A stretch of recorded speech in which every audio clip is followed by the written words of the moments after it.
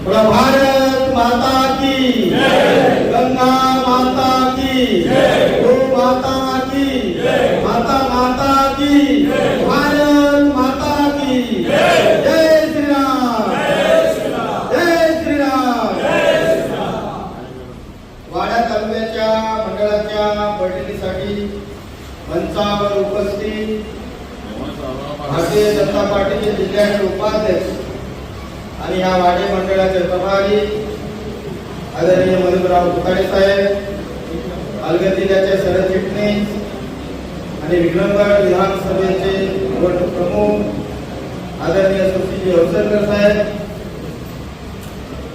भारतीय जनता पार्टीचे ज्येष्ठ नेते आणि या वाडा पंचायत समितीचे माजी उपसभापती आदरणीय जगन्नाथराव पाटील साहेब, भारतीय जनता पार्टीचे कृषी आघाडीचे उपाध्यक्ष माननीय राजेंद्र पाटील साहेब, जिल्ह्याचे उपाध्यक्ष आदरणीय आकरे साहेब, त्याचप्रमाणे ज्योती भोये, ज्येष्ठ नेत्या उतेकर मॅडम, आपले विशारद भोईर साहेब, या तालुक्याचे अध्यक्ष माननीय मंगेश पाटील साहेब, माझ्या समोर बसलेले अनेक या वाडा तालुक्याचे सभापती उपसभापती आहे, सगळ्यांची नावं घेत नाही, अनेक पदाधिकारी आहेत, उपाध्यक्ष जिल्ह्याचे तालुक्याचे सर्व पदाधिकारी, सन्माननीय कार्यकर्ते बंधू आणि भगिनी,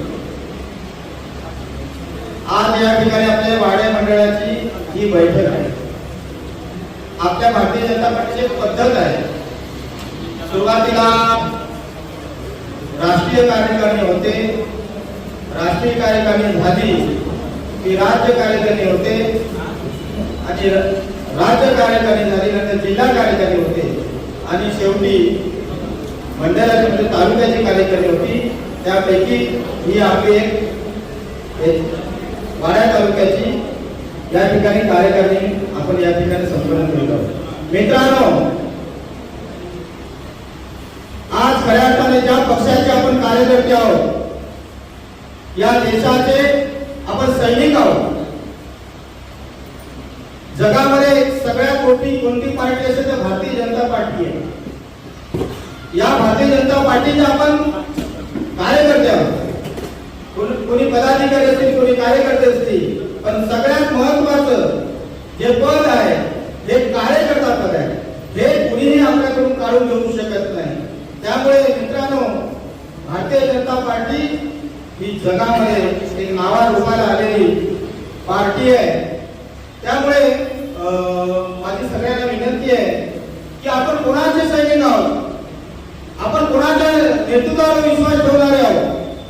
आपल्या देशाचे पंतप्रधान आदरणीय नरेंद्रभाई मोदी, याच्या आधी अनेक सरकार आली गेली, पण खऱ्या अर्थाने आपल्या देशाची सेवा करणारे आपले लाडके पंतप्रधान आदरणीय नरेंद्रभाई मोदींचे आपण शिपाई, आणि त्यांनी या ठिकाणी जेव्हा 2014 ते निवडून आले, पंतप्रधान झाले, त्यानंतर त्या संसद भवनावर नमस्कार करून त्यांनी कामाला सुरुवात केली। जो या देशातील दरिद्र नारायण आहे, तो गरीब माणूस आहे, हा गरीब माणूस डोळ्यासमोर ठेवून त्यांनी अनेक योजना आणल्या आणि या देशातील सर्व सामान्य लोकांना त्याच्यातून न्याय कसा मिळेल आणि हा देश आपला जगामध्ये पुढे कसा जाईल, महासत्ता कसा मिळेल, अशा प्रकारचा प्रयत्न आज नरेंद्रभाईंनी केला।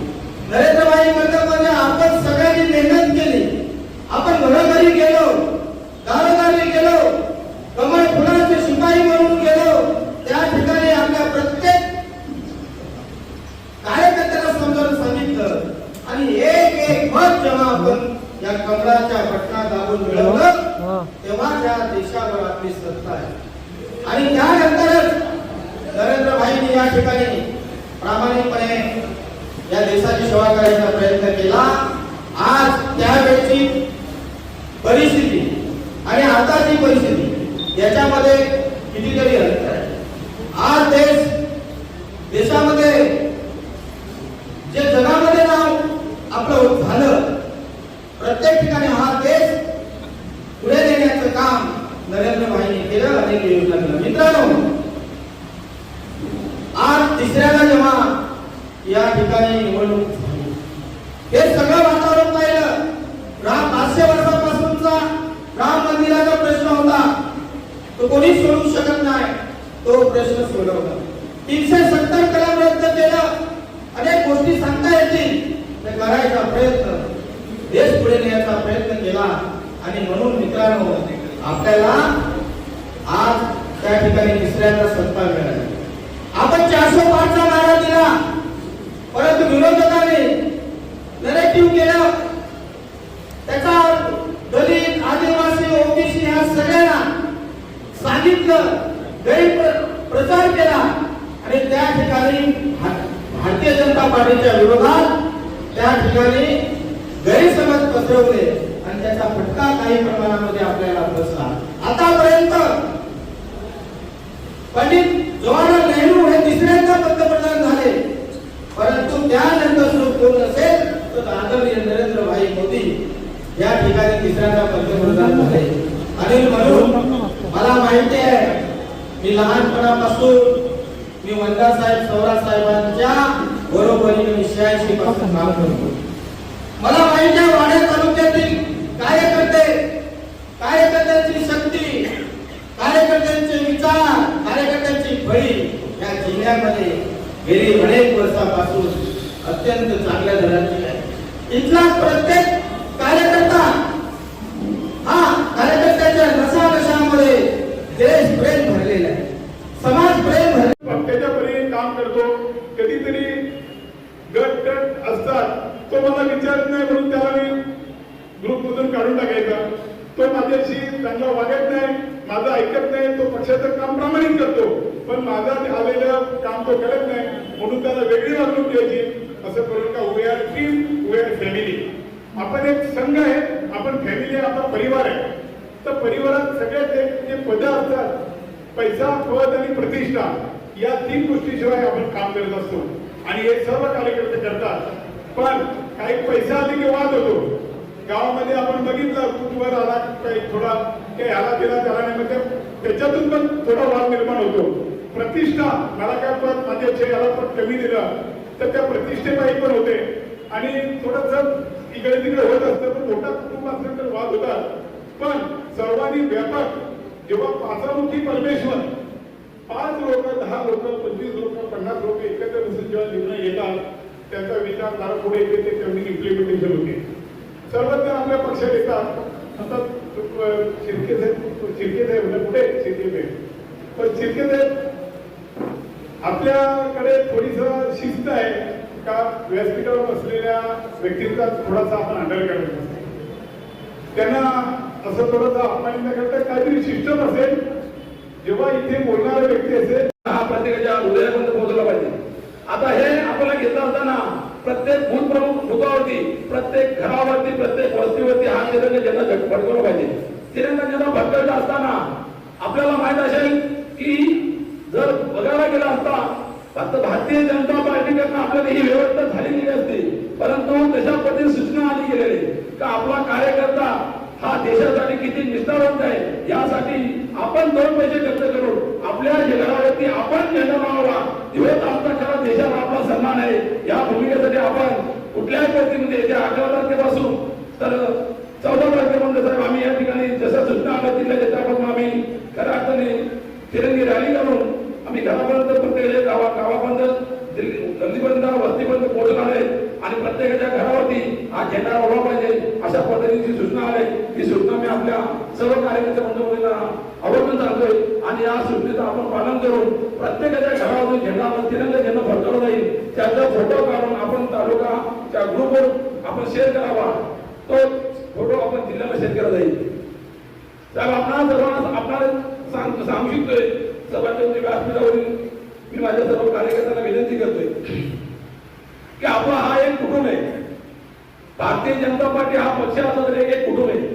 आपल्या कुटुंबातला विषय जो असेल तो कधी 4 भिंतीच्या बाहेर जाऊ नये.